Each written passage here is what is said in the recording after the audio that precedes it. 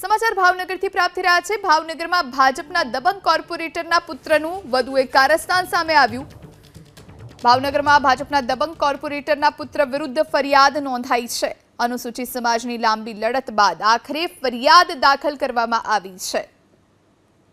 તો જે પ્રમાણે સમાચાર વિશાલ બાબુભાઈ મેર સામે ફરિયાદ નોંધવામાં આવી છે। અગાઉના ઝઘડામાં નગરસેવકના પુત્રએ માર માર્યો હતો અને આટલા લાંબા સમય બાદ આટલા દિવસો વીત્યા બાદ અંતે ફરિયાદ દાખલ થઈ છે। અનુસૂચિત સમાજની લાંબી લડત બાદ અંતે ફરિયાદ દાખલ થઈ। 27મી ફેબ્રુઆરીની આ વાત છે જ્યારે કોર્પોરેટર પુત્રની ઓડિયો ક્લિપ વાયરલ બની હતી અને હવે ફરિયાદ દાખલ કરવામાં આવી છે। અનુસૂચિત જાતિએ લાંબી લડત આપી અને ત્યારબાદ હવે